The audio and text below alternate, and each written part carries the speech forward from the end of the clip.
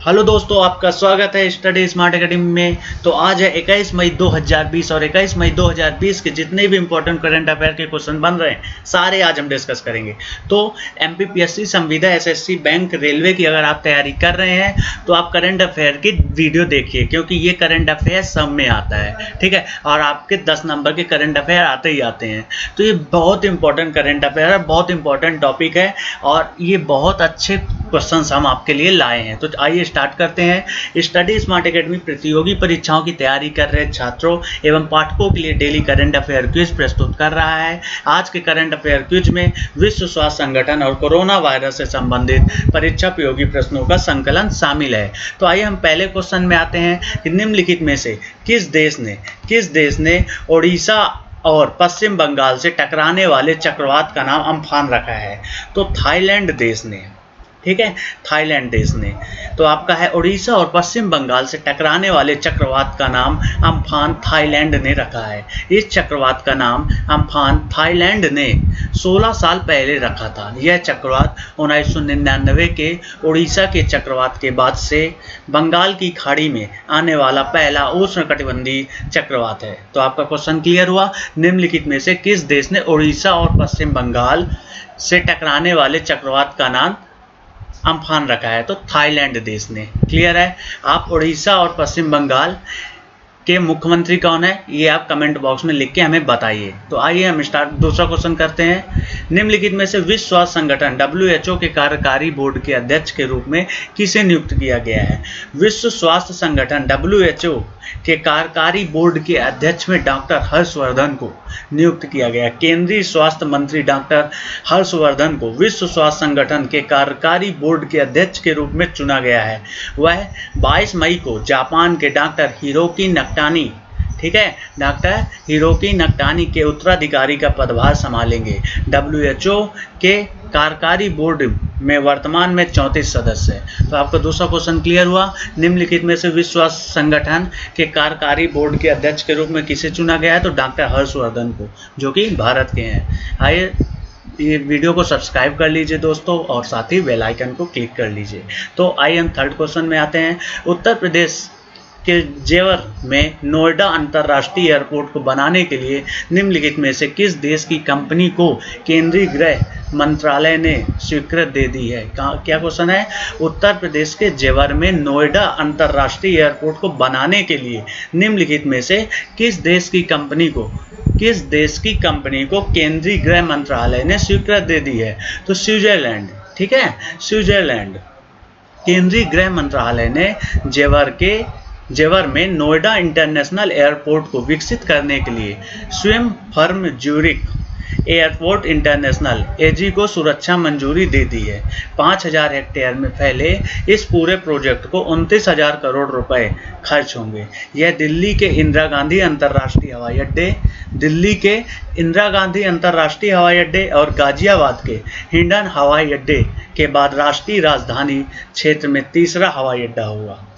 तो question clear हो गया कि उत्तर प्रदेश के जेवर में नोएडा अंतर्राष्ट्रीय एयरपोर्ट को बनाने के लिए निम्नलिखित में से किस देश की कंपनी? तो स्विट्जरलैंड की कंपनी को केंद्रीय गृह मंत्रालय ने स्वीकृति दी है। आइए चौथे क्वेश्चन में आते हैं। चौथे क्वेश्चन क्या है? किस राज्य की दिबांग घाटी में प्रस्तावित 3097 मेगावाट की एटालिन जल विद्युत परियोजना की वजह से जैव विविधता पर पड़ने वाले प्रभाव को लेकर पर्यावरण कार्यकर्ता इस परियोजना को रद्द करने की मांग कर रहे हैं? एक बार क्वेश्चन फिर पढ़ लेते हैं। किस राज्य की दिबांग घाटी में प्रस्तावित 3097 मेगावाट की एटालिन जल विद्युत परियोजना की वजह से जैव विविधता पर पड़ने वाले प्रभाव को लेकर पर्यावरण कार्यकर्ता इस परियोजना को रद्द करने की मांग कर रहे हैं? तो अरुणाचल प्रदेश की। पर्यावरण कार्यकर्ताओं ने वन सलाहकार समिति के अध्यक्ष और सदस्यों को एक पत्र के माध्यम से अवगत किया है, क्योंकि एटालिन जल विद्युत परियोजना को रद्द किया जाना चाहिए। एटालिन जल विद्युत परियोजना की मंजूरी देते समय वन संरक्षण और संबंधित कानूनी सिद्धांतों की अनदेखी की गई है। यह परियोजना हिमालय के सबसे समृद्ध जैव भौगोलिक क्षेत्र के अंतर्गत आती है तथा पुरापाषाणकालीन इंडो चाइनीज और इंडो मलयन जैव भौगोलिक क्षेत्रों के संधि स्थल पर स्थित होगी। तो आपका क्वेश्चन क्लियर है क्या कि किस राज्य की तो अरुणाचल प्रदेश देश की दिबांग घाटी में प्रस्तावित 3097 मेगावाट की एटालिन जल विद्युत परियोजना की वजह से जैव विविधता पर पड़ने वाले प्रभाव को लेकर पर्यावरण कार्यकर्ताओं ने इस परियोजना को रद्द करने की मांग की है। आइए नेक्स्ट क्वेश्चन में, हाल ही में निम्न में से किस बैंक ने वीडियो के जरिए KYC स्वीकार करने वाला पहला बैंक बन गया है? ठीक है, हाल ही में निम्न में से किस बैंक ने, यहाँ क्वेश्चन है किस बैंक ने वीडियो के जरिए KYC स्वीकार करने वाला देश का पहला बैंक बन गया है? तो आपका है Kotak Mahindra bank. Kotak Mahindra bank corona virus संकट को देखते हुए प्राइवेट सेक्टर के कोटक महिंद्रा बैंक ग्राहकों के KYC के लिए अपनी तरह का एक नया प्रयोग कर रहा है। वीडियो कॉन्फ्रेंसिंग सिस्टम के तहत कोटक महिंद्रा बैंक में कोटक 811 सेविंग्स अकाउंट खोलने के लिए ग्राहकों को आधार और पैन कार्ड देना होगा। बैंक ने अपने आधिकारिक बयान में कहा कि यह सुविधा केवल सेविंग अकाउंट के लिए पायलट सेविंग बेसिस पर हो सकेगी। भारतीय रिजर्व बैंक ने जनवरी 2020 में नो योर कस्टमर KYC मानदंडों में संशोधन करते हुए ग्राहकों को ऑनबोर्ड करने के लिए वीडियो आधारित KYC विकल्प पेश किया। कोटक खाता खोलने की प्रक्रिया में वीडियो KYC प्रक्रिया को जोड़ने वाला पहला बैंक है। तो आपका क्वेश्चन क्लियर हो गया कि निम्नलिखित में से किस बैंक ने वीडियो के जरिए KYC स्वीकार करने वाला देश का पहला बैंक बन गया? तो कोटक महिंद्रा बैंक। आइए नेक्स्ट क्वेश्चन पे 6, जूलॉजिकल सर्वे ऑफ इंडिया ने उभयचरों की 20 प्रजातियों को गंभीर रूप से लुप्तप्राय और कितने लुप्तप्राय के रूप में सूचीबद्ध किया है? जूलॉजिकल सर्वे ऑफ इंडिया ने उभयचरों की 20 प्रजातियों को गंभीर रूप से लुप्तप्राय और कितने को लुप्तप्राय के रूप में सूचीबद्ध किया है? तो इसका आंसर है 35। जूलॉजिकल सर्वे ऑफ इंडिया ने अपनी वेबसाइट पर भारतीय उभयचरों की एक अद्यतन सूची पोस्ट की है, जिसमें 20 प्रजातियों को गंभीर रूप से लुप्तप्राय और 35 को लुप्तप्राय के रूप में सूचीबद्ध किया है। गंभीर रूप से संकटग्रस्त उभयचरों में केरल, महाराष्ट्र और कर्नाटक के पश्चिमी घाटों में पाए जाने वाले मेंढकों की कुछ प्रजातियां और उत्तर पूर्व की कुछ प्रजातियां में शामिल है। तो आपका क्वेश्चन हो गया, जूलॉजिकल सर्वे ऑफ इंडिया ने उभयचरों की 20 प्रजातियों को गंभीर रूप से और कितने को लुप्तप्राय के रूप में सूचीबद्ध किया है? तो 35। ठीक है, चलिए नेक्स्ट क्वेश्चन, नाबार्ड ने हाल ही में खरीफ और प्री मानसून संचालन के लिए कितने करोड़ रुपए के फंड जारी किए हैं? नाबार्ड ने हाल ही में खरीफ और प्री मानसून संचालन के लिए कितने करोड़ रुपए के फंड जारी किए हैं? तो इसका राइट आंसर है 20,500 करोड़ रुपए। National bank of agriculture and rural development, NABARD का फुल फॉर्म है national bank of agriculture and rural development, ने 20,500 करोड़ रुपए जारी किए हैं। यह फंड सहकारी बैंकों और क्षेत्रीय ग्रामीण विकास बैंकों RRB के लिए फंड लोडिंग संसाधनों के रूप में कार्य करेगा। खरीफ संचालन में किसानों की मदद करने और उनकी प्री मानसूनी तैयारियों के लिए यह धनराशि जारी की गई। आवंटित राशि में 15,200 करोड़ रुपए सहकारी बैंकों के माध्यम से और 5300 करोड़ रुपए RRB के माध्यम से प्रदान किए जाएंगे। तो आपको क्वेश्चन क्लियर हो गया। नाबार्ड ने हाल ही में खरीफ और प्री मानसून संचालन के लिए कितने करोड़ रुपए के फंड जारी किए हैं? 20,500 करोड़ रुपए के। 8वां क्वेश्चन है, हाल ही में किस देश ने फलस्तीनी शरणार्थियों के लिए आर्थिक सहायता का योगदान दिया है? तो हाल ही में किस देश ने फलस्तीनी शरणार्थियों के लिए आर्थिक सहायता का योगदान दिया है? तो इसका राइट आंसर है भारत।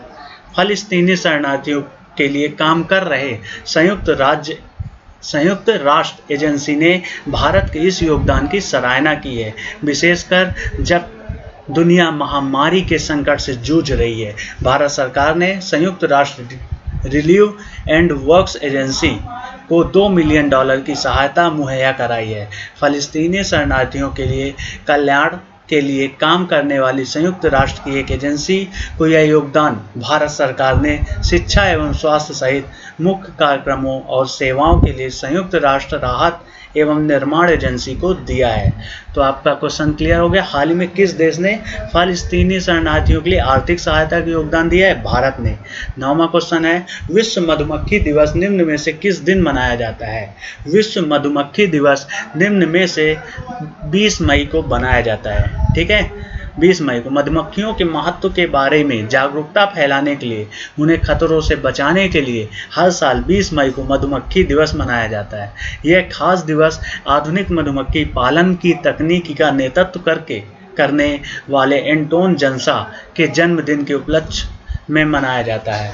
मधुमक्खियाँ सबसे बड़ी परागण होती हैं। वे वर्तमान में निवेश के नुकसान, परजीवी बीमारियों और कृषि कीटनाशकों के कारण खतरे में हैं।